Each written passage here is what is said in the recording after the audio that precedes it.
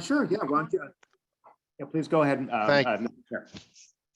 Thank you, Megan. So my name is Frank DeFelice, and we will call this meeting of the Lower Connecticut River Valley Regional Planning Committee to order. It is Monday, January 24th, 2022 at 7 p.m. We're meeting this evening via Zoom teleconference, and this evening's meeting will include a presentation on affordable housing. With that, if I could get a roll call for the RPC members. Sure. And this evening, we actually have a new member who I'm going to call first. That's Elaine Fitzgibbons from Chester. Are you here, Elaine? Welcome, Elaine. Oh, hi, welcome. Cindy Lignar from Chester. Oh, hi, guys. Hi. From Clinton, Alan Kravitz. Here. Martin Jaffe. From Cromwell, Nick Demetriadis. No. Anthony LaCava. I'm here. Hi, Tony. From Deep River, Tony Bulldog. I'm here. Great. Durham, Frank DeFelice is here. Here. East Haddam, Clary Brownell. East Hampton, Mike Kowalczyk. I think I saw. Here. Yep. Essex, Jane Cyrus. Essex, Sandra Childress. Here. Haddam, Raoul de Brigard. Maurice Adams. Here.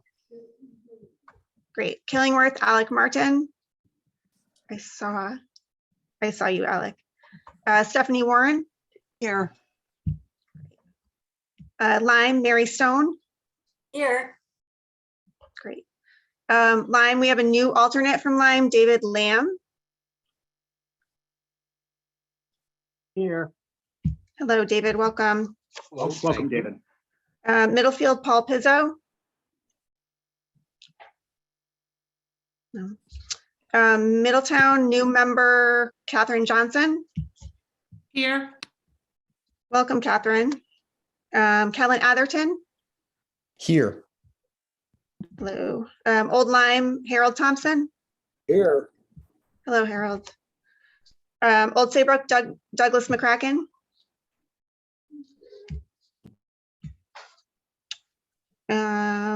Portland, Mary Dickerson. Here. I saw. Yep. Westbrook, Bill Neal. I saw I'm you, here. Bill. And Westbrook, Bill Farrell. I mean, Marie Farrell. Okay. All right. And alternates, seating of alternates. I think we have a few, right, Yep. Eliza? We're going to see Tony LaCava and Cromwell and Sandra Childress from Essex. Thank you very much. And thank you for sending the notices out to everyone, reminding them of this evening's meeting. To the new members, welcome. My name is Frank DeFelice. And when we get to the section of the meeting under miscellaneous, I'll probably ask if you'd like to just give us a little bit of information on yourself and your background, and we'll take care of that kind of stuff towards the end of the meeting, because we do have a presentation this evening. So I need a motion to accept the agenda as presented. So moved. Moved by Alan. Thank you, Alan. Is there a second? Second. Second by Anthony Bolduc. Is there any discussion? Hearing none, all in favor, please say aye. Aye. Aye. Opposed? Abstaining? I declare the motion passed. And with that, we'll move to item number 5 on the agenda, which is the regional housing plan presentation. I'll start by turning that over to Sam. All right. Thank you, Frank, and thank you, members of the Regional Planning Committee, for hosting us tonight. Let's see. I think Liz, you're going to be sharing your screen with the presentation, so I guess you can go ahead and do that. All right. So welcome, and thank you for joining us this evening for the second public presentation for the Lower Connecticut River Valley Regional Housing Plan Project. As I introduced myself before, my name is Sam Gold. I'm RiverCOG's Executive Director, and I am so happy to see many familiar faces from our first presentation and from our member municipalities. And I'm excited to see some new participants this evening as well. So thank you very much for being here tonight. We will be covering a lot of information. So I will include the project website and contact email address in the chat box in case you have any questions or like additional information after this presentation. On the project website, you will find the presentation and recording of our first workshop held back in October. This might be useful for anyone who was not in attendance at that workshop and wants to get up to speed of where we have come from in this project so far. Next slide. I have to just go back a couple. All right. So there's the agenda slide. This is tonight's agenda. We have an introduction and background, regional methodology, baseline assessment and data review, RPOCD vision, regional recommendations, the 830J plan process, next steps, and concluding remarks. Liz, go to the next slide. Let's see. Sorry, Sam, we're missing the project team slide. Yeah, so let me actually, why don't you put it down, Liz, and I will share my screen with the project team introduction, and that way, and then we'll have Liz take over. So just give me a second, and I will just slideshow. I'll give you a brief introduction to RiverCOG. So I know joining us tonight is Megan Juflis, our senior regional planner, who's RiverCOG's project manager on this project. We also have joining us tonight, I know I saw Kevin Armstrong, our GIS planner, Laszlo Cresty, our administrative and financial assistant. We are probably joined by a couple other RiverCOG members. I think I saw Torrance Downs, our deputy director, and Margot Burns, our senior environmental planner. And just go back. We also are joined by members of our consulting teams from SLR. We have our project manager on the consultant side. We have Robert Collins. We also have Liz Esposito. We have, let's see, let me just go back to where we are. Just let me look at the look at who's in attendance. We have David Woods, and we also have Karen Martin as well. And then from Goldman, New York, we have Don Poland, and our third consultant on this project is Tyche Planning and Policy Group, and that's John Guskowski, who many of you know, but he was unable to join us this evening. And then finally, I'd like to recognize our municipal liaisons, many of whom are in attendance this evening. These have been valuable points of contact with the 12 towns which we're moving into the municipal 830J plan phase of this project. We will go more into this a little later in the presentation, but I want to thank them for their support in this project and their increasingly important role that they will play as we move towards the conclusion of the project. So thank you, liaisons. And with that, I'm going to turn it over to Megan. And I don't know if you, I can control the presentation from here on, if that works. I think I can get it, Sam. Okay, all right. I'll turn it back over to Liz. Sorry about that. Not a problem. Learning more from teams every day. Right? Thank you, Liz, and thank you, Sam. So as Sam mentioned, we have a lot to cover this evening, but we'll try and be as efficient as possible for you. First, I'll start things off with a brief introduction and some background on this project. Next, Karen Martin of SLR will go over the methodology and the data used to assess our regional housing needs. Then I'll review the vision and objectives from our recently adopted Regional Plan of Conservation and Development and explain how it impacted our housing needs assessment. Karen will then go over our regional recommendations and solicit some feedback from you before turning things over to Robert Collins, also from SLR, to go over the 830J plan process and what you can expect coming out of that. And finally, we'll close with some concluding remarks and ways for you to stay involved with the process. Next slide. I'll start off with a little recap from our October introductory presentation to refresh everyone's memory or to provide a little background for people who might not have been in attendance. RiverCOG is working on a regional housing plan, which is intended to provide a comprehensive approach to housing needs at the regional level. The regional housing plan is a follow-up to the regional plan of conservation and development, which contains several recommendations related to creating diverse housing options for a diverse population. It's also an answer to requests for additional guidance and data on housing issues. Because we understand that housing needs do not exist in a vacuum and that they're intrinsically related to our demographic and economic circumstances, this plan provides an opportunity to zoom out and assess housing needs in the larger context. In addition to broadening the lens of housing needs to include demographic and economic conditions, the plan also considers housing needs for a variety of income groups and household types. Although not strictly an affordable housing plan, affordability is still a very important component of the analysis. Logistically, this plan is moving forward in two parts. The first part is the regional housing analysis, which will be focused on for the first half of tonight's presentation. And the second is the 830J plans for our 12 participating towns, which we will launch at the end of this presentation. For those of you joining us for the first time, if you'd like more information on the who, what, and why of this regional approach, then I'd invite you to view the introductory presentation, which, as Sam mentioned, is available on the project website, rivercog.org/RHP, and we'll provide a link to that at the close of the presentation as well. Next slide, please. So as I mentioned, the first part of the plan is the regional housing analysis.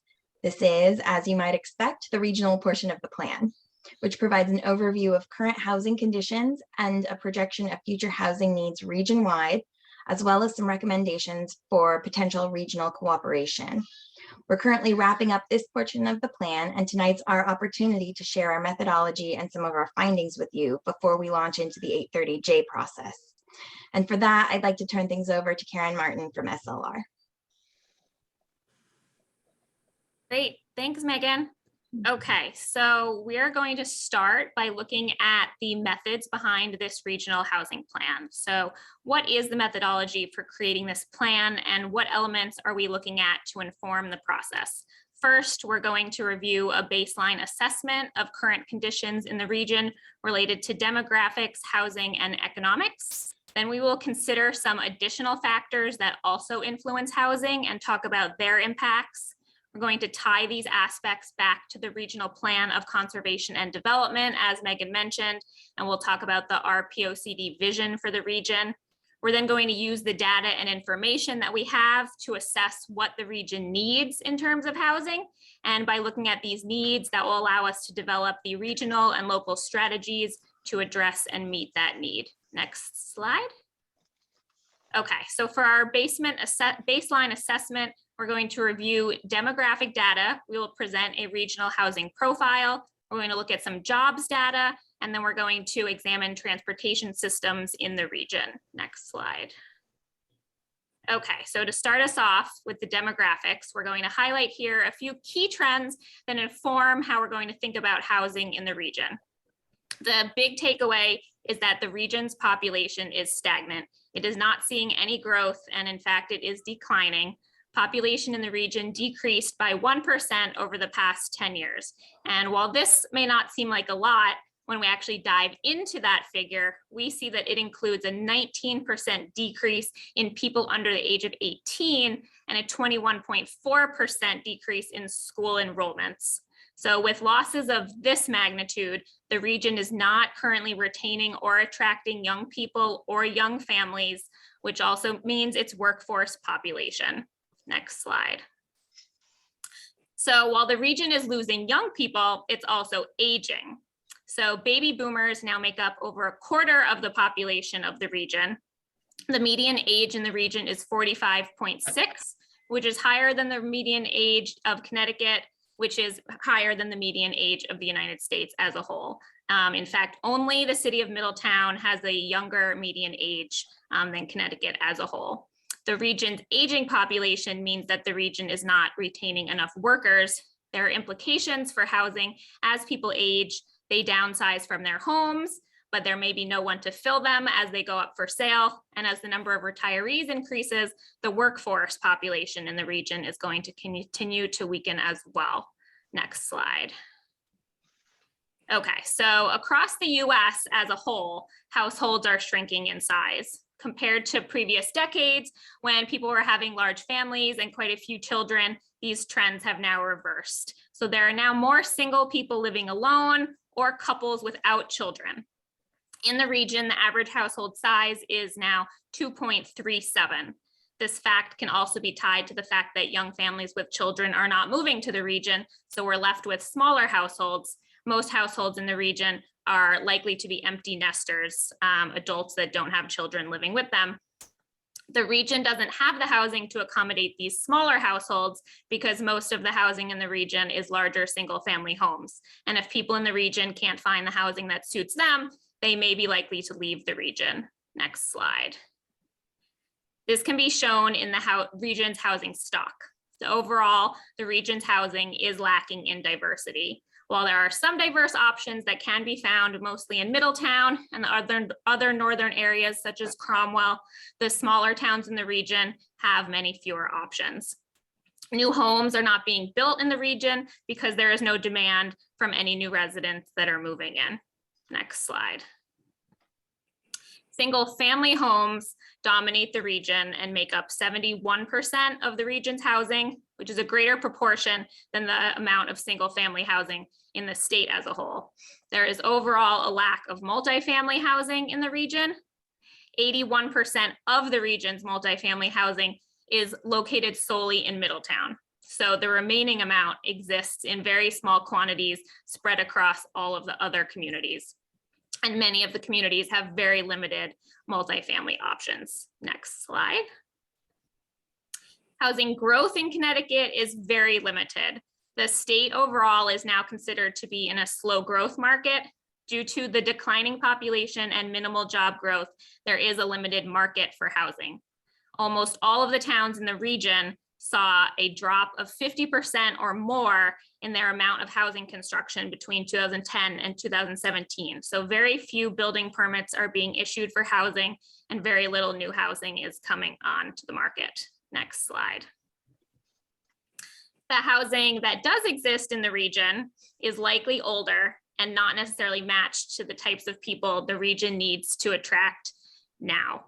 If the region needs and wants to attract young people who are living in these smaller households, most of the units in the region are going to be too large, and there also is likely not enough rental options for them.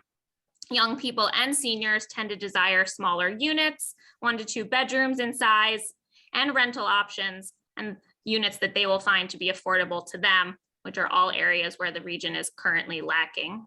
Next slide. The region is considered overall to be generally affluent, but home prices do vary greatly. The median home value in the region is $303,031, which is higher than the state median. Within the region, Lyme has the highest home values and Middletown has the lowest. There are relatively limited rental options in the region, but amongst those that exist, the average rental rate is $1,200 a month. Next slide. So housing affordability is a very nuanced concept, and we will just touch on it briefly here.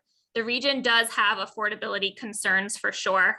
While there may be housing in the region that is affordable, the state statutorily is only looking and considering protected affordable units when it considers the count of affordable units for the region. So when we look just at these protected unit category types, only 8% of the region's housing qualifies as affordable.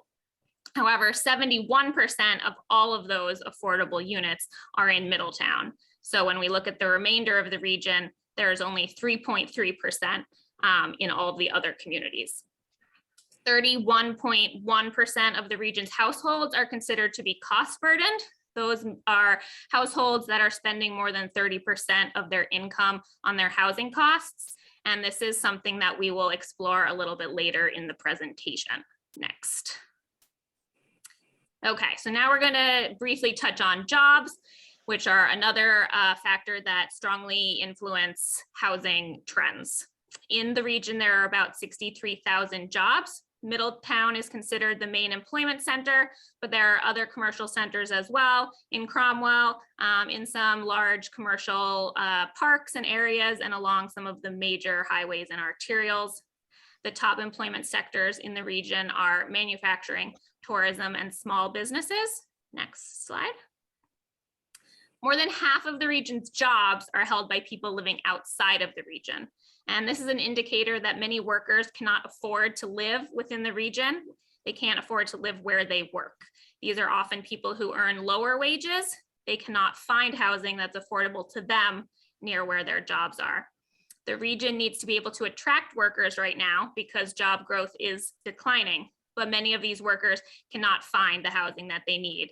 This can have a negative impact on workers who then must tackle long commutes. They must be able to find transportation access to their jobs, and ideally they could live and work in closer proximity. Next slide. In terms of transportation options for the region, it's a dominantly car-dependent region, but it is well connected and centrally located within the state by major highways. There are 2 public bus transit districts in Middletown and the Estuary Transit District. And there are 3 rail stations served by Amtrak, Shoreline East, and Connecticut Transit. But a lack of transit access limits options for those who might not own cars, can impact who can commute and work in the region, and who can afford to live here. Next slide. Okay, we're now going to consider some additional influences that impact the region's ability to create new housing. First are the weak housing market conditions.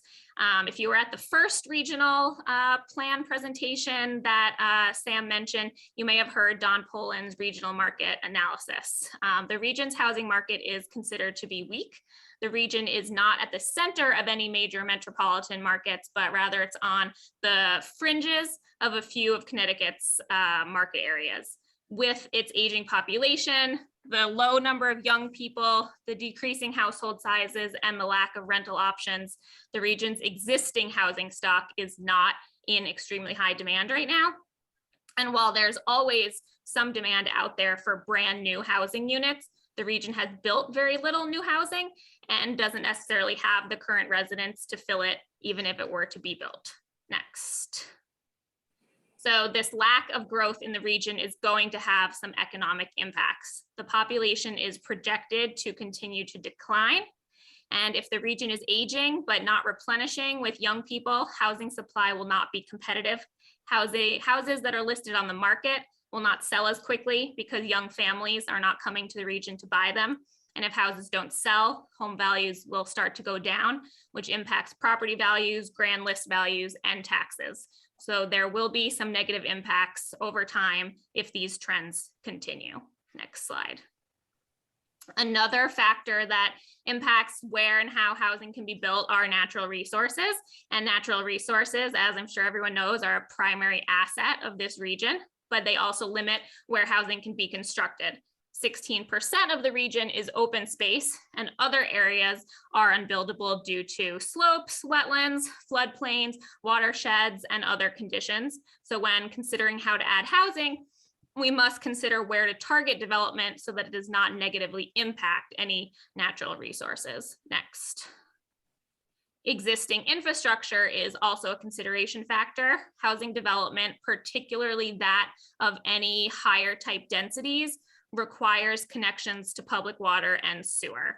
Only about 11% of the region's area is served by sewer. That's mainly in the northern part, which will mean that towns need to consider where and what type of housing is appropriate based on the infrastructure systems that they have in place or may in the future. So it's important to consider developing near already existing systems. These tend to be near town centers or along major corridors. Next. And then the last factor we'll look at is local zoning. So local zoning is a key influencing factor on where housing will go. 86% of the region is zoned for residential uses, which is a large majority, but only 20% of that would be for medium density and 5% would be allowed for higher density. That's mostly in Middletown and Cromwell, which limits how much housing can be accommodated overall. Towns will want to consider how to utilize their zoning to create the kinds of housing that they need. Zoning can be changed, so that's something that each town will want to look at on a case-by-case basis. So I'm now going to turn it back to Megan, and she's going to discuss what this all means for the region. Thanks, Karen. So as you've heard, demographic decline is a dominant problem in the region, and it threatens not only the region's housing market, but its overall socioeconomic well-being. Because the region's main housing demand drivers, jobs, population, and household formation are stagnant at best, the population has continued to age with an inability to attract and retain younger households. If nothing changes in the region related to job growth and population growth, the region will face, beyond affordability issues, continued overall population and economic decline.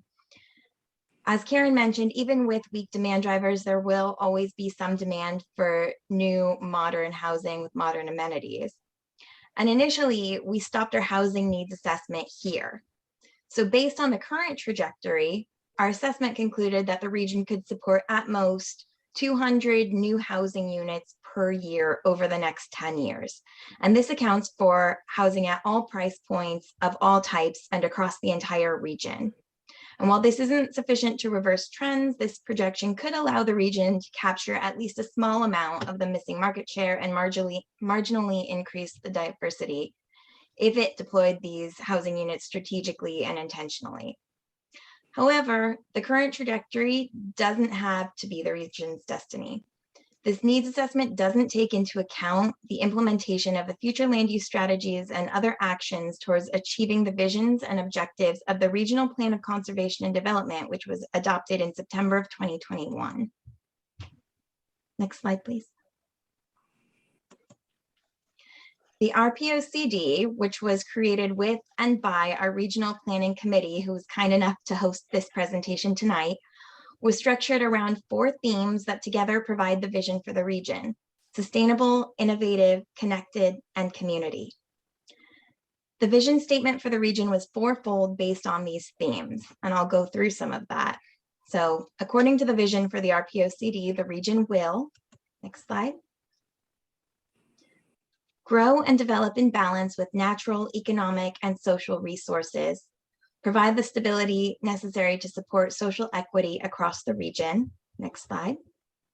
Foster an environment of growth and opportunity that supports, encourages, and attracts innovation. Provide a high quality of life that is attractive to a highly skilled workforce. Next slide. Be intentional in efforts to become a better connected place. Be accessible by all modes of travel and for all types of people. Next slide. And be a welcoming and inclusive place that is home to diverse communities that reflect the many cultures, communities, ethnicities, and traditions of its people. Next slide. So this paints quite a different picture than what we've heard about our region so far, and it signals to us a desire for change. So based on this regional vision, we adjusted our projection of housing needs to account for 6 regional objectives: diversifying population in terms of age, race, and socioeconomic status, creating a resilient workforce, ensuring people who work in the region can live near their jobs, diversifying housing stock for non-traditional households, examining ways to make existing housing stock, office, and retail space functional for changing population, encouraging orderly creation of housing of different styles and types near existing areas of development, employment, and transit. These objectives grew out of the RPOCD and are aimed at furthering the goals and vision stated in that plan by making changes to our housing stock. If the region and its municipalities focus on growing jobs, providing new and more diversified housing stock, and attracting young persons and families in line with the RPOCD, then we can change the region's trajectory. All of these issues work hand in hand, and adjusting our housing supply can be a key lever for change in the region.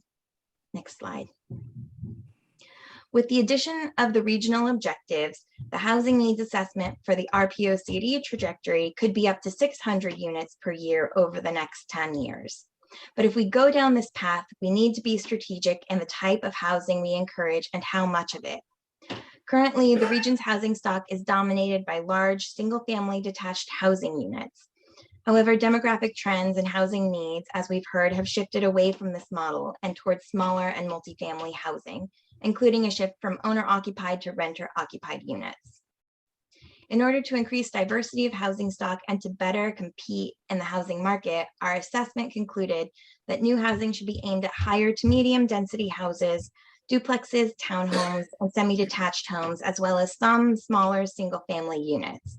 And as you can see on the slide, a target mix should include 30% single-family detached, 10% single-family attached, 5% two-family, 35 to 40% two-bedroom, 30 to 40% one-bedroom, and 10 to 15% studio and three-bedroom.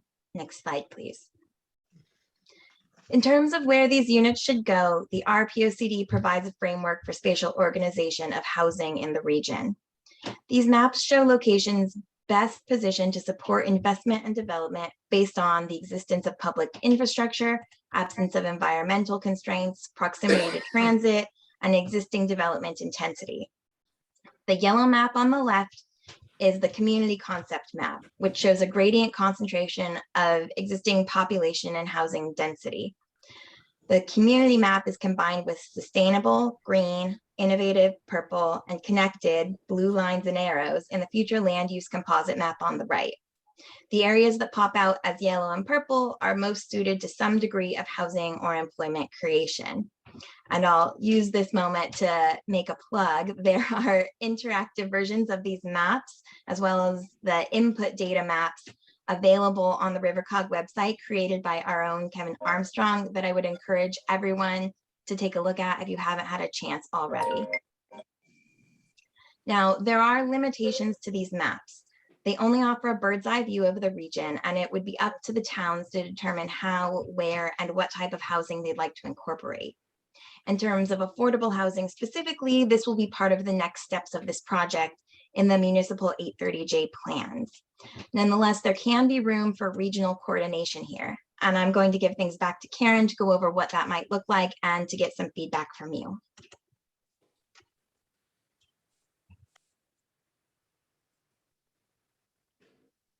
Sorry, Karen, you're still muted. Sorry about that. Okay, so we are going to explore 4 strategies that the region could consider implementing to assist with housing creation at the regional level. Next slide. Okay, and now my colleague Liz is going to help everyone get set up with our interactive live polling software. Yeah, so if you're on a computer, please open up an additional tab and go to pollev.com/SLR2021. And that will get you to our polling website. If you prefer to have this screen open and to do it on your phone, you can go on your smartphone as well. From there, you should see some prompts, either to click the button I'm a participant or to enter in that SLR 2021 code, I suppose, and you'll be able to hit join. It'll be a black screen for now, but soon enough you'll be able to see a test question. Go ahead and answer that so we can make sure that this is working for everybody. If you're having any issues, please do the digital Zoom, raise your hand or unmute yourself and ask for a little assistance. We want to make sure everybody can get this. Can you repeat the address, please? Yes, please. Maybe just go back. Yeah, I'm also going to throw this in the chat as well, if I can manage all my screens.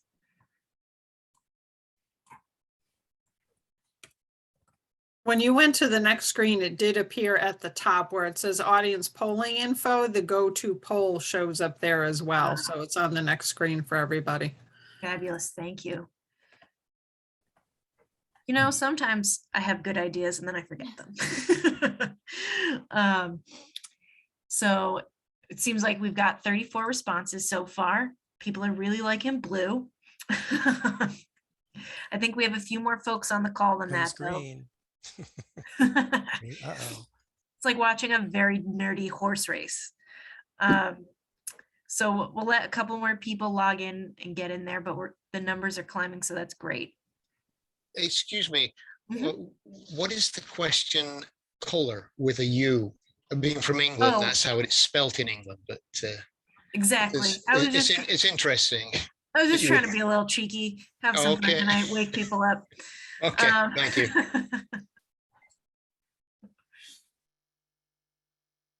All right. That seems like everybody or nearly. So let's move on to a more pertinent question. So what best describes your relationship to the regional housing plan? Do you live in the RiverCOG region? Are you employed here? Are you volunteering as a housing liaison? Are you a member of a board or commission? So pick the one that you think best describes you. All right, we've got a lot of residents and a lot of volunteers. That's great.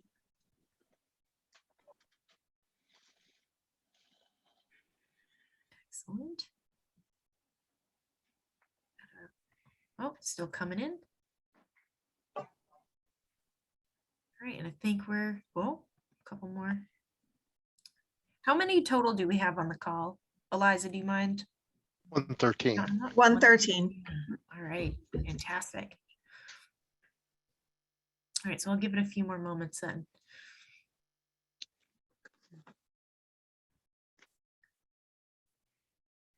How do we log in again? So you're gonna go to pollev.com/SLR2021, and then you'll click I'm a participant.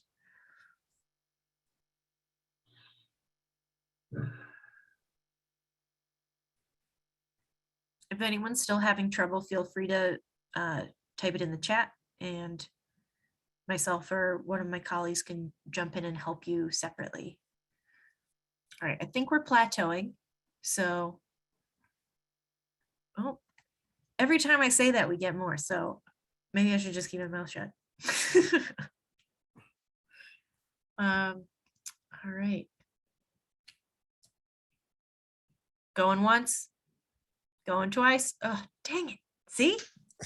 Keeps happening. But I think, yeah, we're definitely, I'm glad to see so many commission members here, and I hope you're bringing all your unique perspectives to this. It'll be great. All right. I think I'm going. Oh, oh, so close. All right. These questions should also stay active after the presentation is over. But I would like to get everybody while we're here, if possible. Now we're losing people. What's happening? But while you're ahead. I know. All right. Yeah. I think we can say 87 is a pretty good percentage. So now let me know what community you're coming from tonight. Let's see who wins the attendance award.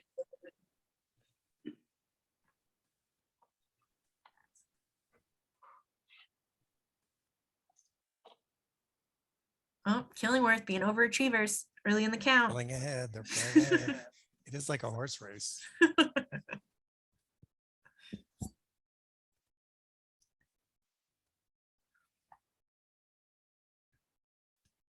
All right. Well, I had Deep River as another vote from Carol Jones. All right. Excellent. And we do have some towns that aren't going into our municipal annex process. So that might be why we have a couple blanks, but this is pretty, we have some pretty good representation from across the region. So that's excellent. All right. I think we're good. I think Chester gets the gold star tonight. Okay, so talking about the RPOCD, which is what Megan was referring to a couple of slides ago. Were you involved in that process? Did you come to any of the meetings like this? Were you unable to, but you did read it and you're familiar with it? Or no, this is all new to you? Let's see.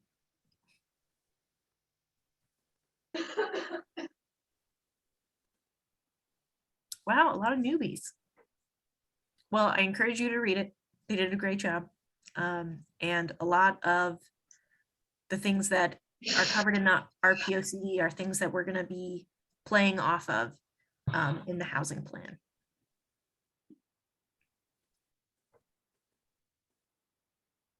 All right, just around 70. I think that's pretty good. Excellent. So now I'm going to turn it over to Karen to talk about some of the regional strategies that we've thought of for the housing plan.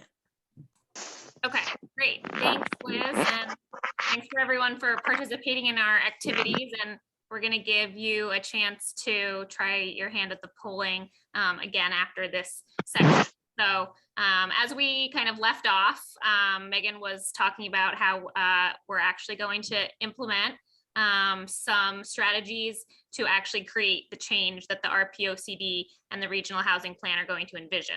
And one level that we can look at is at the regional level.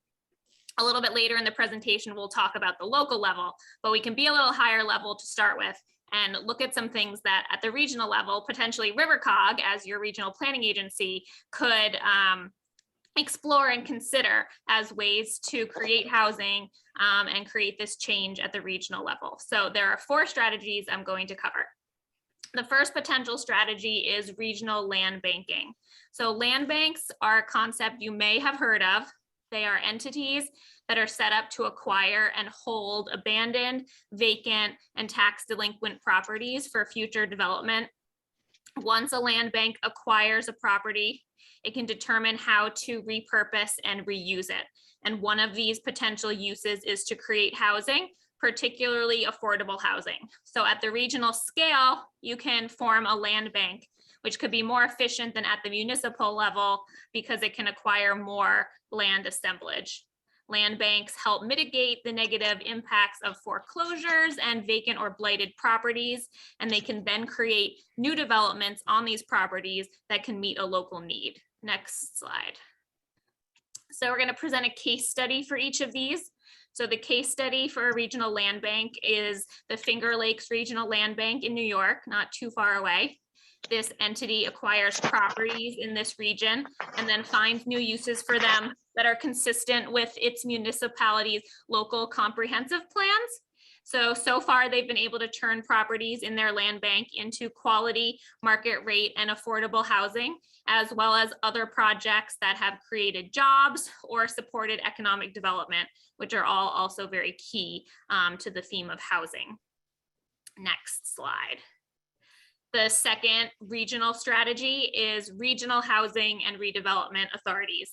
So you're probably familiar with the concept of a local housing authority that may manage public housing developments, maybe in your community or another Connecticut community that you're aware of. However, there's a lot of small communities that don't have enough resources to have their own housing authority. So a regional entity can pool together the resources of a group of communities to provide these services, which can include things like programming, technical assistance, overseeing local housing units, and these utilize state and federal funds. Next slide.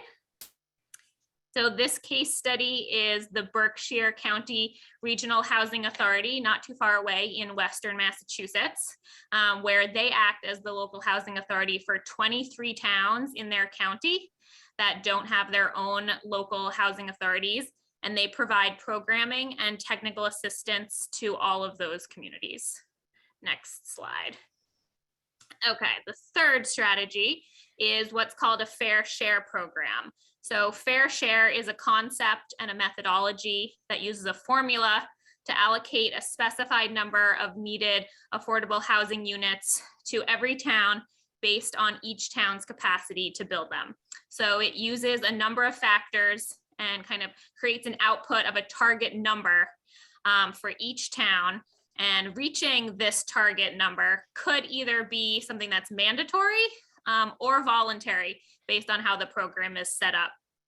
But the idea is that the towns themselves have control over how they meet the allocated number as long as they get to the target. So the strategies and the ways by which they create the housing is up to them. They just have to hit a target number of affordable units. Next slide.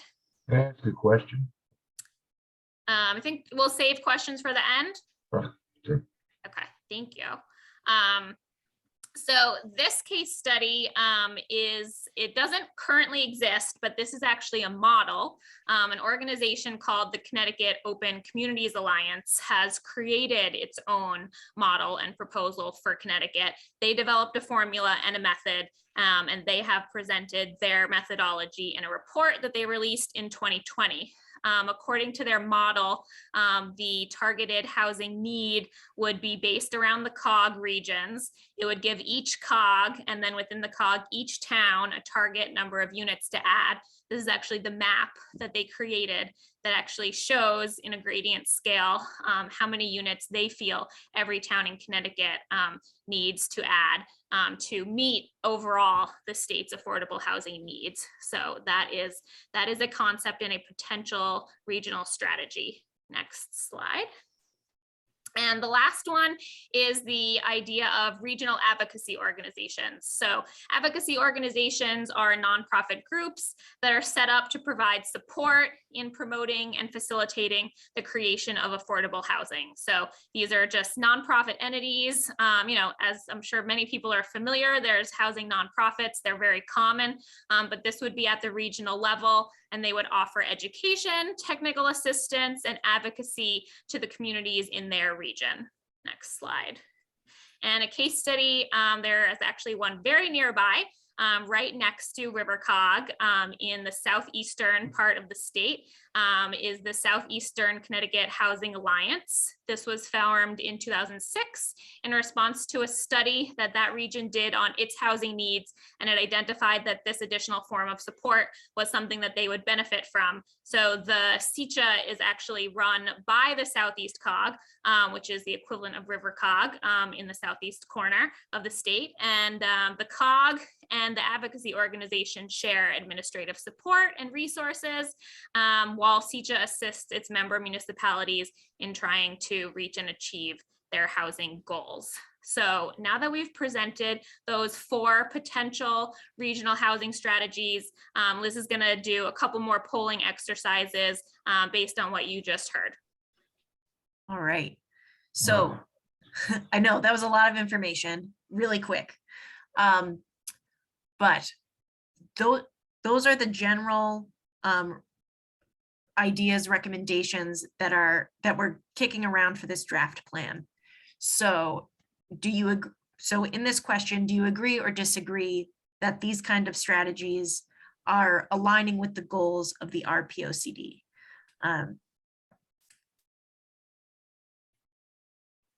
Let's take it over to our response side.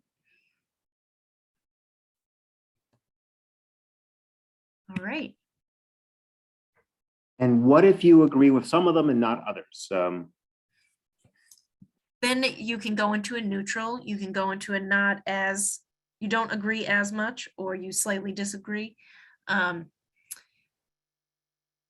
we've got a little bit of a gradient, a little bit of wiggle room here.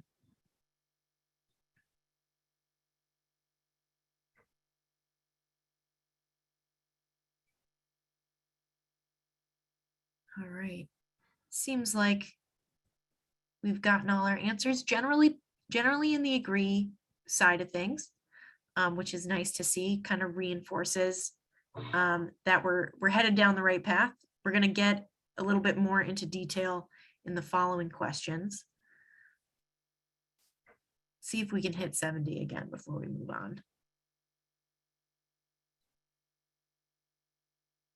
Maybe not. All right.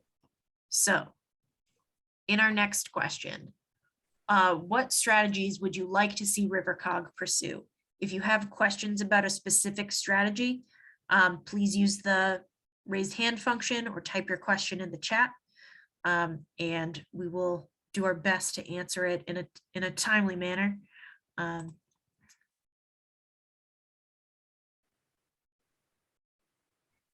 And we can pick multiples of this. Yes, and thank you. You can pick as many or as few as you would like here.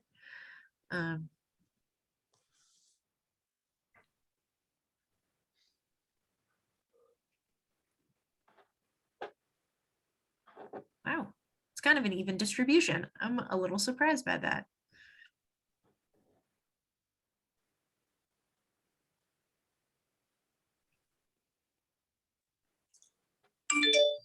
Wow, all right. So we pretty evenly a third and a third for a land bank and an advocacy organization, followed by a regional housing authority and fair share program bringing up the end. Very interesting. And in the chat, we have a question. What is the regional? Yeah, just to recap, it's a way of taking the cost of the land out of the cost of building housing. So that's the answer to that question. Yeah, so there are some examples in the Northwest Hills. They actually made a nice little video about it a little while ago, where this organization purchases the land, they lease it out for a pretty low rate, and whoever is leasing the land can build whatever they'd like within reason and zoning, obviously, on that land, and they can stipulate that it's for affordable housing. Yeah, and I just saw someone comment that they don't have nearly enough details to answer, and we recognize this is a very high level exercise. This is, you know, we're throwing out these concepts, you know, basic first stab. So like I said, it's kind of like your gut instinct, the first thing that you hear. So please just, you know, this is the first chance to give some input, and there will be many opportunities to delve deeper in as we move forward. Absolutely. Great point. All right, it seems like we've hit our limit here. So let's move on. So what strategies would you like more information on? If we can put together materials for you, or if you want to do a little research, what interests you the most? What do you need more facts about? And again, you can choose as many as you would like here.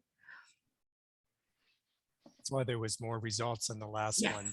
I saw that Don had asked that question. So it's because people can say more than one. Correct. Mhm. All right.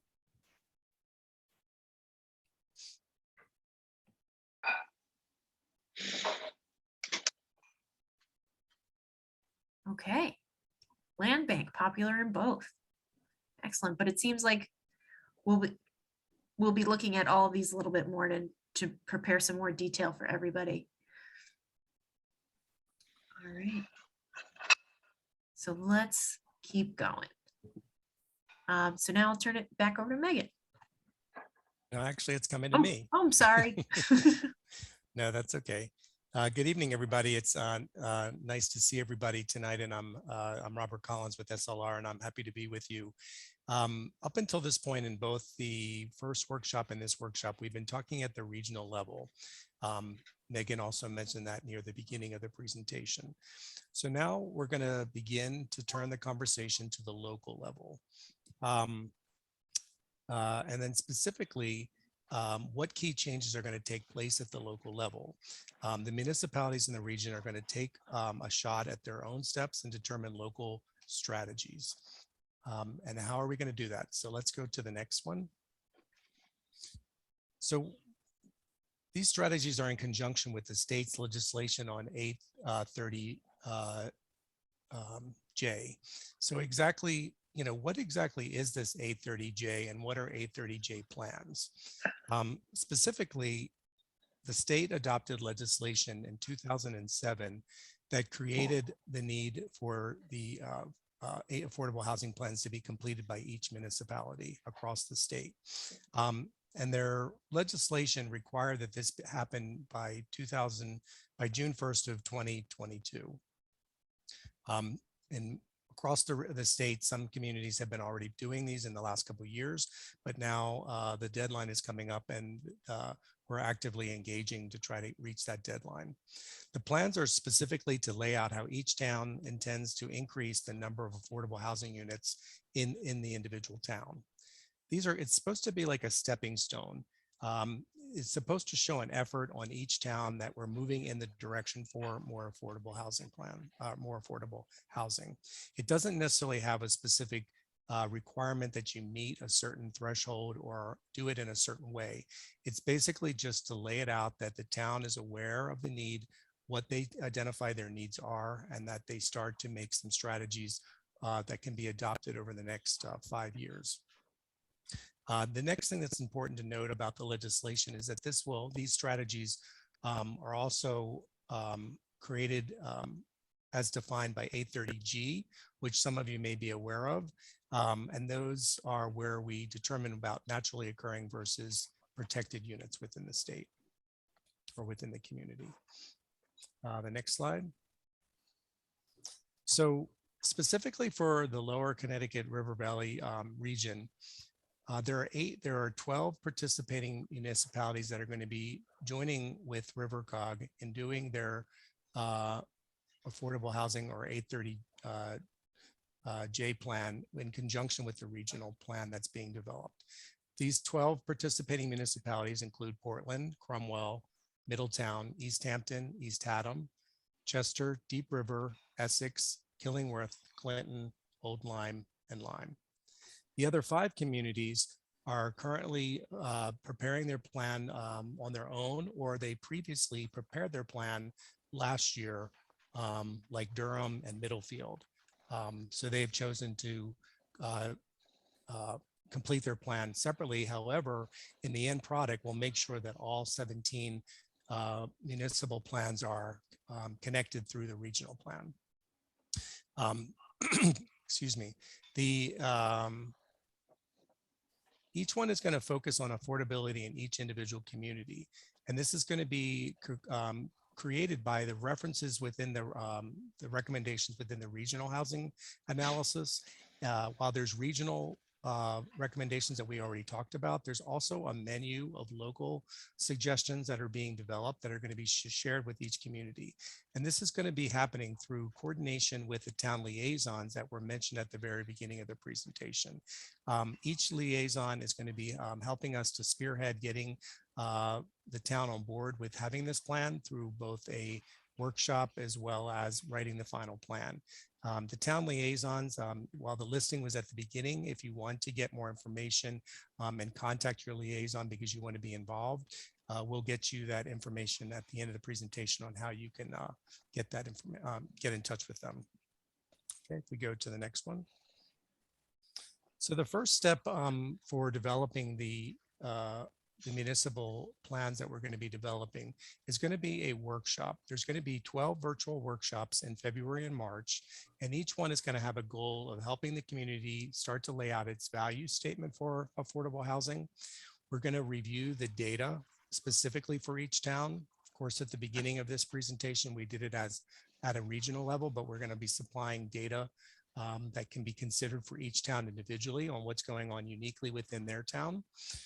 We're going to review the individual town survey results. You might recall that there was a survey that was conducted in the fall to ask about affordable housing. Those results will be shared so that we can kind of use that as one of the tools in our tool belt. Also to let you know, the survey is still available and you can still make response to it. And we will gather them all the way up until the very end of the process. So again, the goal basically will be to gauge the appetite for the various policies that the municipality could consider that's based on its own unique circumstances. Now, during the municipal workshops that will be in February through March, we're going to also do live polling exercises. And this will help us gauge further about what the interest is within the community, what type of strategies or might be most desired that are going to be unique to the circumstances in those communities. And then those types of strategies could be zoning or policy type of changes. Okay. So this is the actual schedule for the municipal annex workshops that are going to be coming up in February and March. How to log in or request to be attending one of these meetings will be through the RiverCOG website. But the schedule is as follows. Cromwell's is going to be on February 1st, and you can currently register to participate with that one. Lyme is going to be on February 7th. East Haddam on February 8th, East Hampton on February 10th, Old Lyme is going to be February 15th, Killingworth February 16th, Deep River February 17th, Portland at the end of February on the 23rd, Essex is going to be on March 1st, Chester on March 10th, Clinton is still to be determined, but it's going to probably be in early March. And then Middletown wraps us up at the end of this cycle on March 16th. Again, these are going to be virtual workshops, and you'll be able to register and participate through the RiverCOG website. In addition, in advance of the meeting, you can also coordinate with your liaison if you want to start to help frame the dialogue and the strategies that will be presented at those various workshops for each town to be able to consider. Okay, so that basically is what we're going to be moving into next. And with that, I'd like to turn it over to back to Megan so she can talk about the next steps on the entire process. Thanks so much, Robert. So moving forward in this process, we'll be working simultaneously on wrapping up the regional analysis portion of the plan while also working through the 830J portion. First up will be the municipal workshops for the 830J plans, which Robert just went over, and those will occur between February and March, as you saw. In mid-March, we'll also be posting a draft of the regional housing analysis, or part 1 of the plan, for public comment.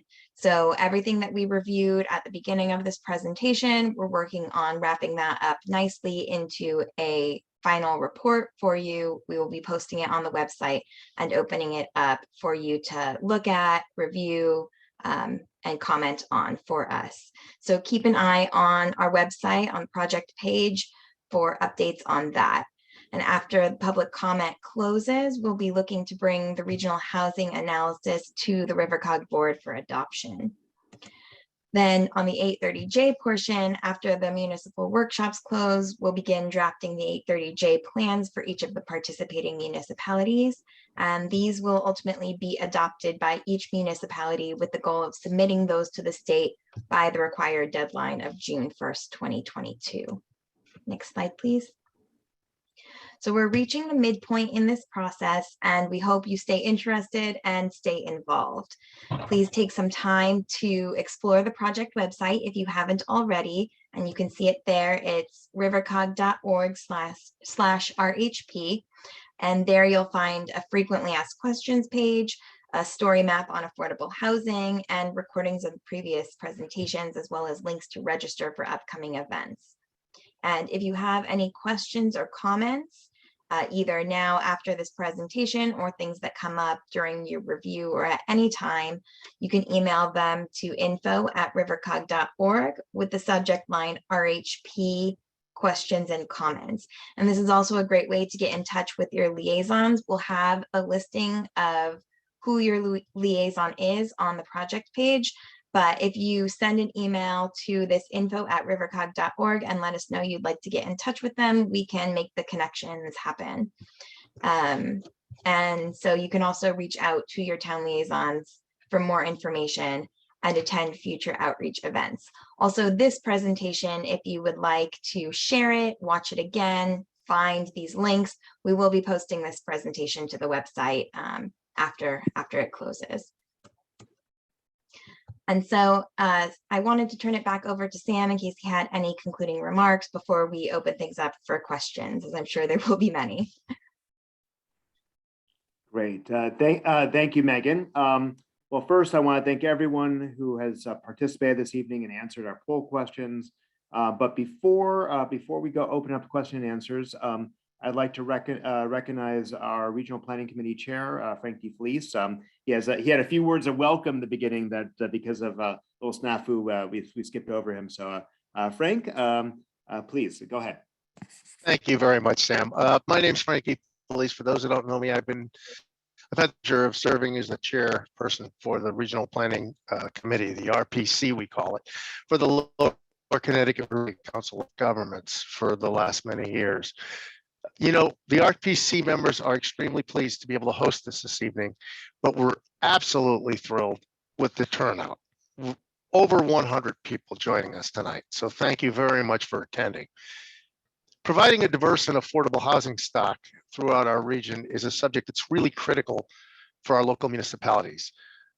They need to encourage and retain residents from all demographic sectors in order to keep our small towns operating and vibrant in our city, Middletown, as well.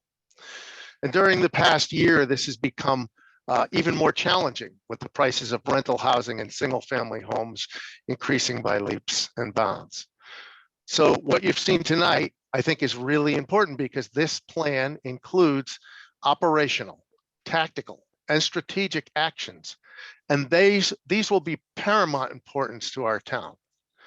To that end, you know, the staff at RiverCOG has done a wonderful job assembling a robust plan that will increase the number of available housing units and recommend actions that will help drive down the cost of housing across the region. And it's really, really so important. So I'd like to recognize Megan for her work, Sam for his, and staff at RiverCOG, but also the RPC members and the staff at SLR, who was really working hand in hand with Megan and staff to assemble this presentation that you've seen tonight and the plan in itself. So thank you very much all for attending tonight's presentation. I'll turn it back to Sam and we'll have some Q&A. Thank you very much, Sam. Thank you, Frank. So there was a number of questions in the chat. So let's see if we can go through some of these quickly to sort of,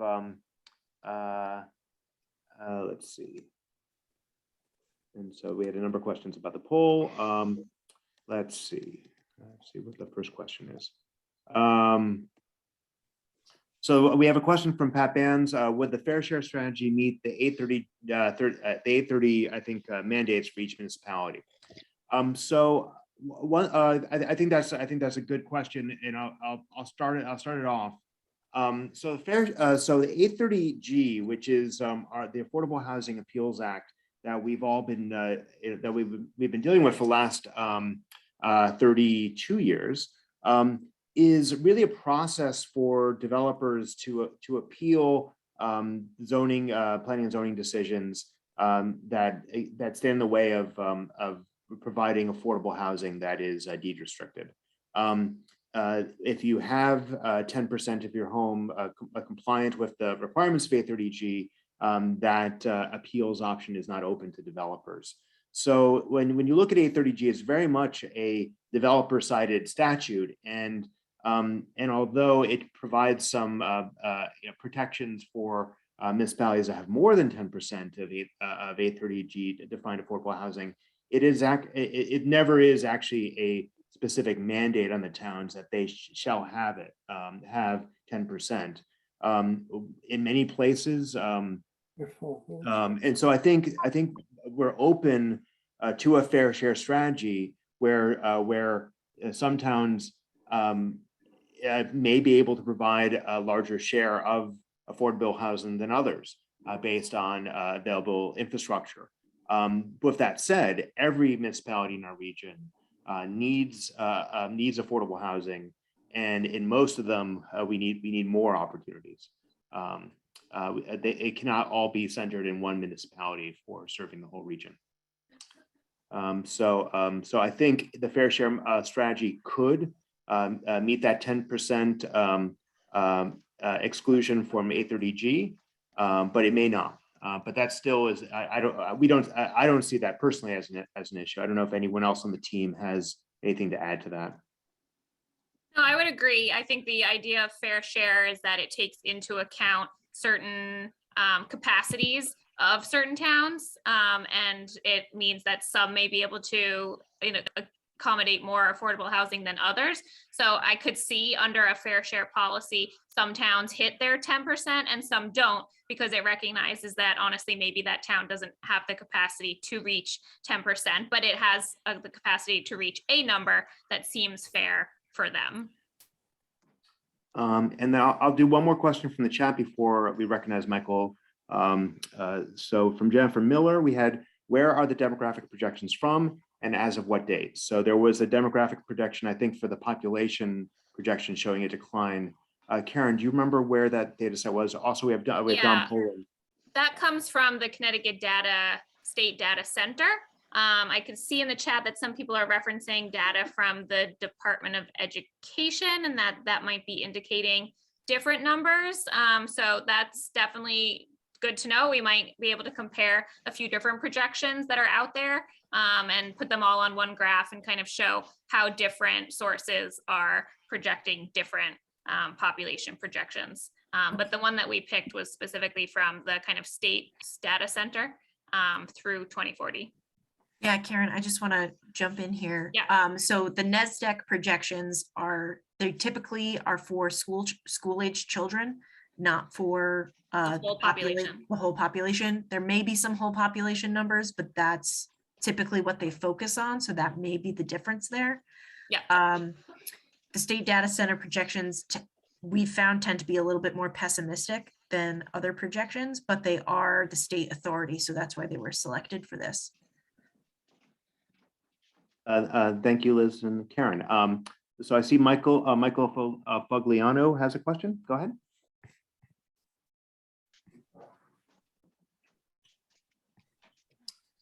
We can't hear you, but go ahead. You're unmuted.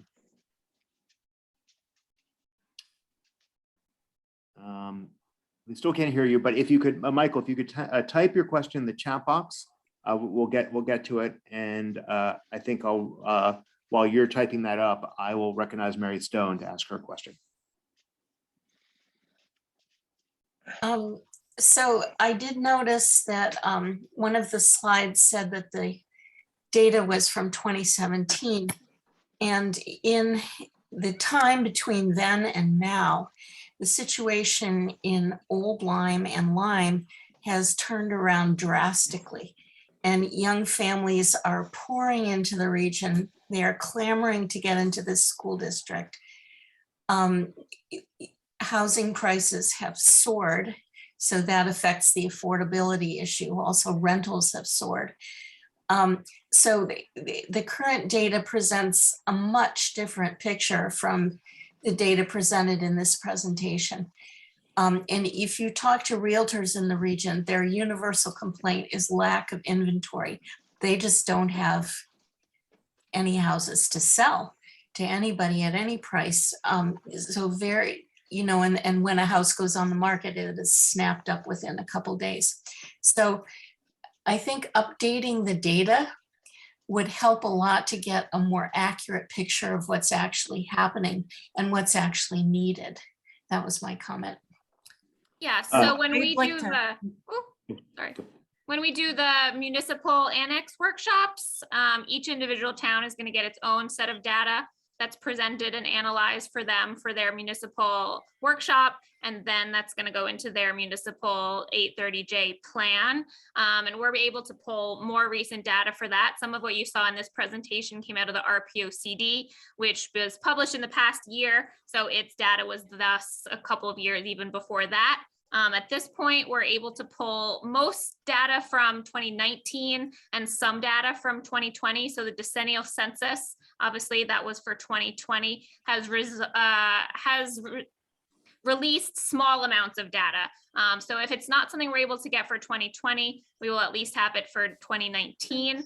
So it will be updated. Like I said, some of the things in this presentation, because they were at a broader scale, and some of it was taken out of the work that was done for the RPOCD, which dates back just a little bit prior to right now. But when you see the data that's pulled for your individual towns, you will see the most up-to-date numbers that we have available. Yeah, And go, and and I Liz- also- and Liz- Yeah, Liz, I yeah. just also wanted to mention, you mentioned the COVID bump.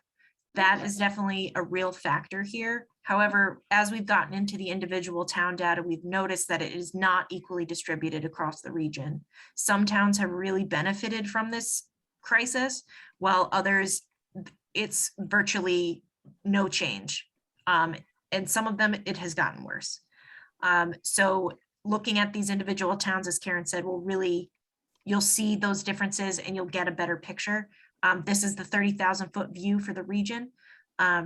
So yeah, we definitely recognize the limitations in the data and are working to improve them for those annexes. Elizabeth, if I may just make one comment. I recognize the hot housing market in the sense of home buying, but I want to be clear in that we don't confuse that with the analysis talking about kind of future demand for housing. And that's looking at the demand for new construction. And it's the new construction market that is extremely soft, has been extremely soft since essentially 2007, 2008. And the market slowdown, ultimate crash and recession, and hasn't recovered. That's separate from the home buying market where there's a limited supply available for sale, which is causing demand to spike, prices to spike, days on the market to decline, and so forth. So I just want to be clear, those are two different aspects of the housing market. Okay, thank you, Mary. And we hope as we work with you in Lyme, we will we'll address those issues. Kimberly, Kimberly, go ahead. Good evening. Just one comment on the data. I have been able to get the 2021 data for Chester from the Connecticut Data Collaborative. So I'm assuming that it must be available for all of for other towns in the state. And it does indicate that it is 2021 profile. So I have a copy of that, or can send people a link if they haven't been into that website. It's very helpful. My other question is perhaps more of a comment, and that is, I just noted with interest the reference to the affluent, quote unquote, profile of the communities that we're talking about. And I just want to mention the Alice report and to make certain that going forward, there's careful consideration of that data. Right now, the communities that you referenced this evening, the range of the profile of people, families, households in particular, living in poverty or asset limited, income constrained, employed, varies from a low of 17% in Durham to a high of 38% in Middletown. So I will just speak for Chester this evening. The data for Chester is 24%. That is approximately 400 households. Thank you, Kimberly, for bringing up the Alice. That is a key element in our regional plan, and that is something that we will make sure to bring forward in the regional housing plan and make sure it's highlighted. Thank you. I see another question in the chat. This was from, let me see if I can get it. This was from Meg. I'm interested in the impact of immigration and resettlement of those families. Has that been addressed in any of the data? So I do know that immigration or migration into Connecticut has been an important factor in our population. and maintaining population. I know that's part of our regional plan. We went into some detail. I'm not sure if Megan might have, or our consultant team might have any more information on that. To be honest with you, I haven't looked at it just due to waiting for the 2020 census and latest updates. I'm not familiar with the kind of periodic where you get like 2017 or 2019 estimates on the immigration. In general, overall foreign immigration into the United States is well down. It has been for the past few years. Connecticut has relied heavily on foreign immigration for population growth. So our 1% population growth over the past 10 years tells me that it's maybe been slowed by foreign immigration. Internal domestic migration, we are seeing greater influx of migration into the state than we have previously. Not sure if it's confident yet if it's outstripping our continued out migration.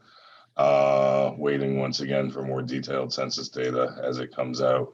But one key factor just to note is overall, as a society, as a nation, we're moving less than we previously did before. And that probably relates to the housing market with the limited supply of houses for sale, is the fact that we're just not moving as much as we previously did. And that's been kind of a recent 10-year trend. So, thank you, Don. I see another question in the chat from Thomas Pinkowish. What is the state's definition of affordable housing upon which the regulation and the regional municipal plans are based? That's a good question. That is section 830G of the general statutes. And it sets forth definition based of affordability based on 60 and 80% of the median income of the area. We are actually in 3 different HUD housing market areas. So it'd be 60 or 80% of that. The affordable housing under that definition needs to be deeds restricted, or another way of getting qualifying for affordable housing units is if the homeowners are using a subsidized mortgage, either through CHAFA, which is the state housing finance authority, or the USDA, which USDA provides subsidized mortgages for people in the more rural parts of the state. And so those are the 830G definition of affordable housing. One thing that we're very concerned about is that in the southern part of Middlesex County, where the median income is over 100,000, 60 and 80% of median is $60,000 and $80,000 per year in income. And that definition of affordable housing doesn't meet the needs of our essential service workers in our communities that make far less than $60,000 a year. So we are going to be noting that in this plan. Go ahead, Don. Oh no, finish up what you were saying. So that's something that is a limitation of that statutory definition of affordable housing that we acknowledge and are trying to address in this regional housing plan, because we all know that we have a number of essential positions that we need filled to make our towns and region work that unfortunately pay much less than $60,000 a year. Just Sam, in the chat, I see a lot of comments focusing on one data set that said 2017 and this idea that there's inaccurate or old data. I want to be clear that the population data for 2020 is the latest census data. So when you see your community declining in total population, that is the most recent best data we have from the US Census. When you see the 2020 population under the age of 18 declining, that is the latest census data. And for the school enrollments, I know while we didn't put up any charts, the data behind the presentation commenting on student enrollments is from the state EdSite data center, their online center with school enrollments. Each school district must submit their numbers every single year as of October 1st. And that data was looked at from 2008 all the way up to the most recent 2021 data. So school enrollments, total population, adult population, and under the age of 18 population are 2020 and 2021 data sets. Very quickly, I see that there's a question from Kate Hewitt regarding how a land trust would work. The idea of a land trust for affordable housing is that the land trust takes the cost of the land out of the housing equation. She went on in the chat to ask the question about its effect on property taxes. It could have an effect on some property taxes by taking the value of the land out of the assessed grand list, but zoning would be unaffected. Zoning would still apply. Next question, I see 2 questions from Martin Jaffe. Shoreline has a lot of very expensive recreational seasonal housing, which boosts the tax base, allowing more services to existing residents. What is the relationship between seasonal / full-time housing markets? And 2, cheaper housing is usually higher density on smaller lots, a strategy limited by reliance on septic systems in the region. Maybe a regional wastewater management authority might be as useful as a regional housing authority. I think there is obviously a relationship between the recreational housing market and the year-round housing market. I don't know if Don, if you want to comment on that first part. Yeah, my analysis did take a look at the seasonal housing market. And I think it's kind of similar to the COVID housing market where SLR said that, COVID's not impacting the housing market equally in all communities. The same is true when we look at seasonal housing. It's really Clinton, Old Saybrook, and Westbrook and Old Lyme that have the greatest proportion of seasonal housing. So Saybrook leads the way by far with 18.1% of the total housing stock. Oh, I'm sorry, Westbrook has 21%, so it's not Saybrook leading. I'm just awful with this. My apologies. I'm reading my data quickly. So Old Lyme is 26.2% of the housing stock. Westbrook is 21%. East Lyme, Old Saybrook is 18.1%, and Clinton is 8%. Overall, those are substantial numbers. And I think when I even them out across the 4 communities, it's about 17.5% of the housing stock there is seasonal. I do recall when I was looking at some of the housing permit data, an interesting thing, especially in Old Saybrook, was large number of new housing permits issued, but very low net gains on housing units. And as I dug deeper into that, it turns out it's the effects of the teardowns and elevations resulting from Superstorm Sandy. So they're seeing a lot of permit activity, but they're not adding a lot of new housing to the overall housing stock. And it's in those coastal beachfront seasonal areas and so forth. So we did dive into the seasonal housing market. But I think there's generally a concern about the seasonal housing competing against year-round housing. In the last legislative session, accessory dwelling units were greatly liberalized across Connecticut. There could be a concern about accessory dwelling units being used for Airbnbs or seasonal housing. So those are things that I think municipalities need to watch very closely. I think the second part of the question is the septic and really the public utility concern. And that is something which we are very aware of in that, one of the examples of apartments in Old Saybrook, which was an incentive housing zone at the Old Saybrook train station, was made possible by excellent soils for a septic system. Unfortunately, that is a limitation. And I think your comment about a regional wastewater management authority might be as useful as a regional housing authority. I think is a good comment. Unfortunately, there are a lot of impediments for sewer along the shoreline, and generally the policies have been about sewer avoidance. But that is a major issue that faces building affordable housing is how to deal with septic and how to make that affordable. All right, let's see. Other questions? All right, so I see Michael Fogliano had the question of whether it be a legislative agenda developed from the aggregate recommendations for the regional communities. Yes. So one of our hopes for this project is that the regional housing plan will provide input that will be useful to our state legislators as issues of affordable housing and housing policy on the state level are discussed. One of our main drivers behind this project was to have good data about policies that our region should be promoting that actually work for us.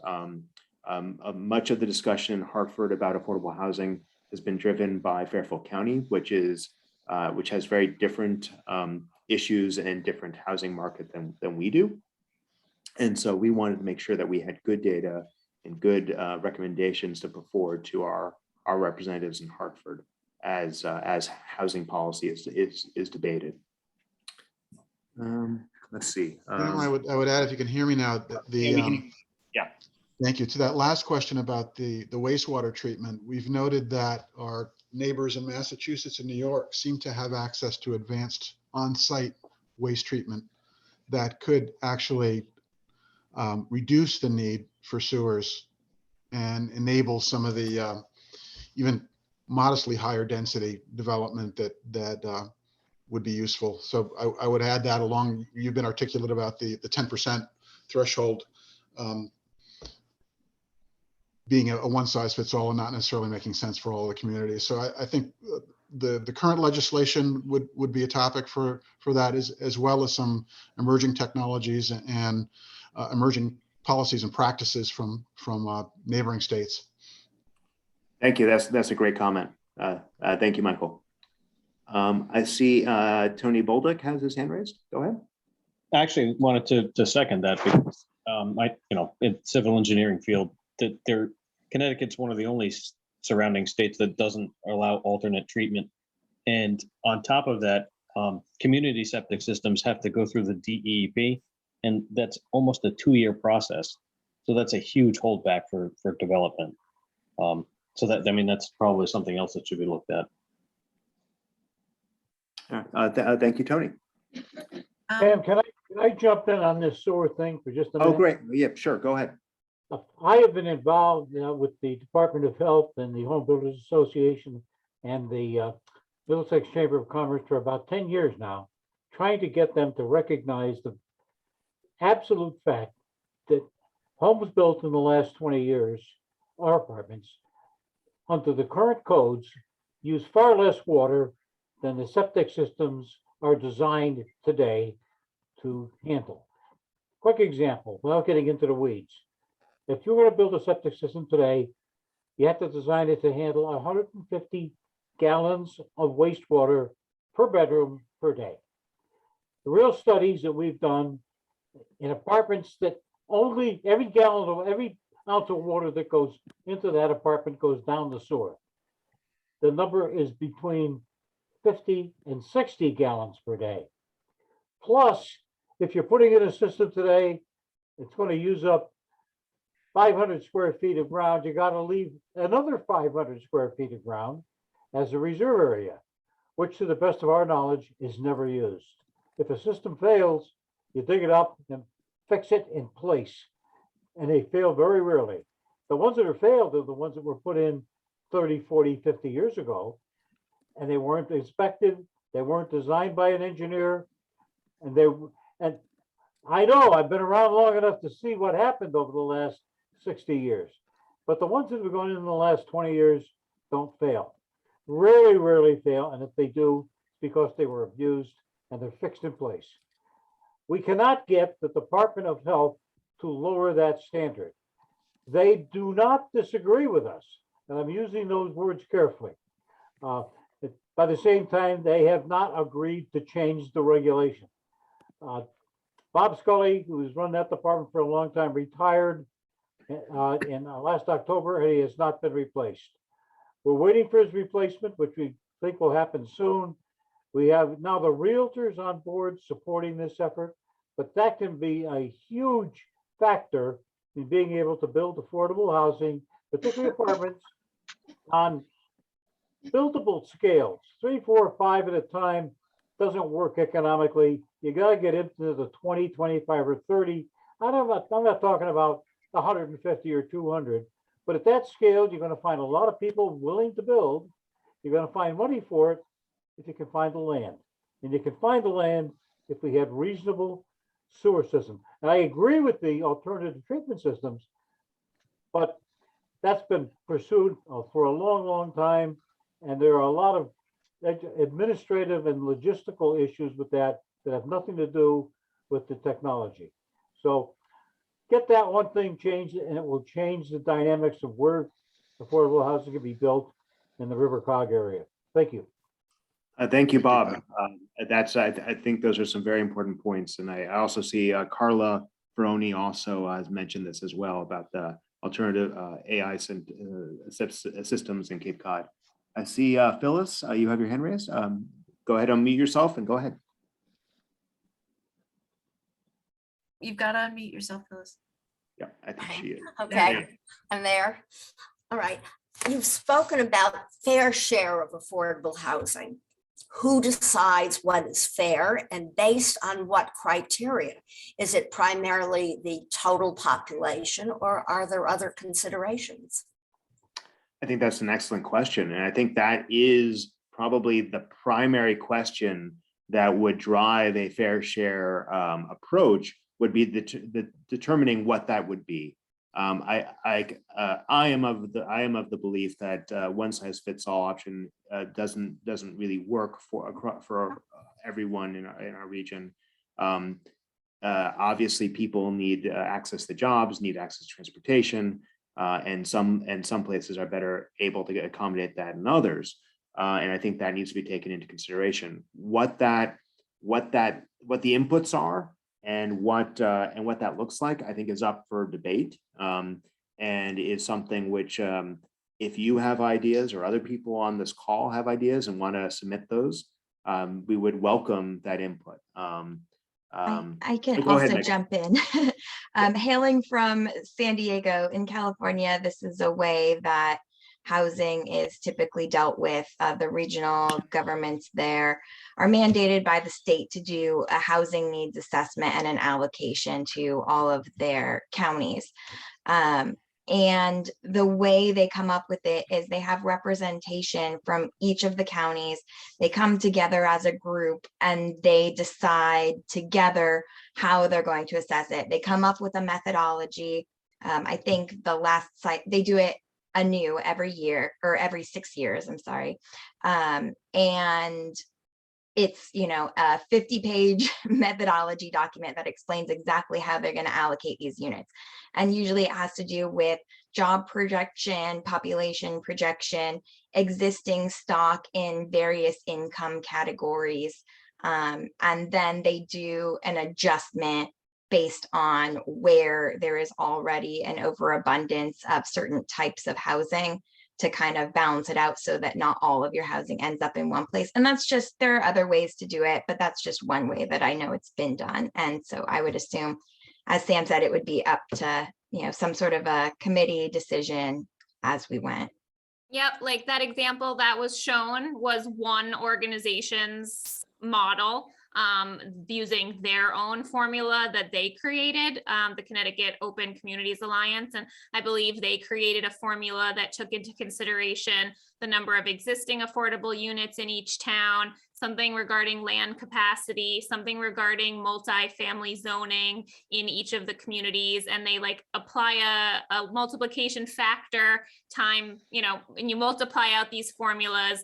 And like Megan said, you subtract out any towns that have an overabundance of affordable housing so that if you really already have a lot, you're not required to continue meeting the allocation. And then it redistributes redistributes any regional need to other communities that don't provide as much, and you end up with this output number. If there was something adopted in Connecticut, I'm sure either at the state or regional level, they would create their own formula based on, I'm sure, a lot of input and feedback, and that's how it would work. So this is yet to be decided for our region, how we will determine it.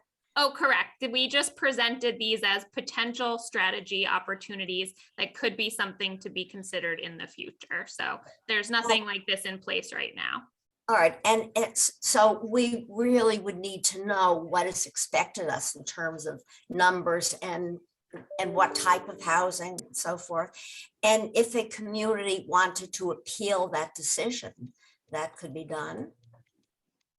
So the framework for doing some sort of fair share housing approach does not exist currently in the Connecticut statutes. So right now, if something like that was to be pursued, it would be a voluntary, consensus-driven approach. It would not be something that would be imposed on any town. If at some future date the General Assembly did pass a statute, something could be imposed. Hopefully, if this is something that is of interest to our towns, I would love for us to have some ideas of how you would inform calculating what that would be for towns, and having something ready in case something like this ever came up in Hartford. But right now, there is no statute in Connecticut that sort of sets this up. So the system for appeal or whether it be advisory versus mandatory, all those ideas and questions haven't been debated yet or finalized. Thank you. Yeah. There's a couple questions from, I think, Catherine Johnson, Sam. Yeah. Oh, that yeah. might relate to the maybe a discussion of what's going to be covered at the municipal workshops. Oh, I can Okay. jump in on those. Okay. Yeah. Yeah. Go ahead, Liz. Either way. Yeah, so your first question, Catherine, comment that the strategies are limited mostly to organizations or larger developers, but don't mention private development or incentives for owner occupied lots and small developments. So for the regional plan, we're really focusing on what RiverCOG and its member municipalities as a group can do. So that's why there's that focus. In the municipal plans, there may be some talk of incentives if that's something that individual communities are interested in. But that's determined by their housing committees and the liaisons. As far as, sorry, I'm scrolling to your second question. Oh, that there's no analysis of individuals' town zoning. So that will be in the municipal packets. We have zoning analyses for each of the towns. I would also point you to Desegregate CT. They have a really great zoning atlas that they put together that shows where different housing types are allowed in different towns. So that gives you kind of an idea of the proportion of land that's zoned for each. So we did have that region level that showed, we kind of broke down where different housing types are zoned, but again, we'll get into that in the municipal. So I want to remind everybody, because I've seen a lot of comments about looking at data, that that each liaison will be receiving their respective towns' data packet prior to their meeting. Hopefully early this week. I think we have everything in place. So they'll get a chance to look at it early, share it with their committees and other interested parties to brainstorm strategies for that public municipal meeting. So it's coming. I know everybody's interested in their own town. You'll see it soon, I promise. Yep, and you'll see it in a PowerPoint version if you attend the municipal workshops that we listed the 12 dates for. You'll see some zoning maps, some zoning analyses for your town. And I think, as was mentioned before, you'll also see an analysis of affordable housing need in your individual town, broken down by units, households, income levels, in a lot. I know someone mentioned the Alice needs per town, and that not to focus just on affluence. And we are absolutely have identified housing need at the affordable and various income levels per town. So we're well aware of cost burdened, and they are significant needs even in this region. So they'll all be covered quite in detail at the municipal annexes and included in the individual 8-30J reports. So thank you, Karen and Liz. I was just going to piggyback. Oh, I just wanted to also mention that at the strategy level for the individual municipalities too, there's going to be in the plan itself, we've developed a menu of possible items for each municipality to consider. So they go well beyond the 4 that we talked about today that were at the regional level. I think there's about 15 or more that can be considered, as well as maybe some unique ones that might have already been developed by housing committee that might be in the individual town. So be on the lookout or be involved with your liaison so that you can start to take a look at what some of the various strategies are and help us all vet them so that we can get the best strategies for each individual town. all right. So with that, I'd like to bring this to close. I do see Alan has his hand raised. If you could make that very quick, and then we'll have you go, and then we'll turn it back to Frank for us to carry on with our regional housing plan. So go ahead. Go ahead. One quick point. I think the towns also need data on the financing of affordable housing, and that in order to make a choice among the methods of financing are a variable.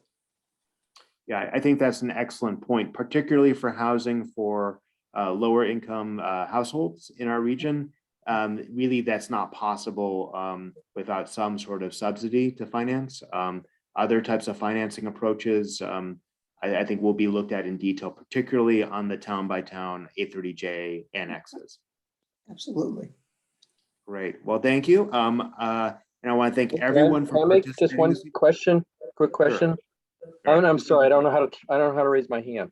Okay. I couldn't figure it out. Based on some of the conversations you have with the municipalities, will you reconsider some of your regional recommendations?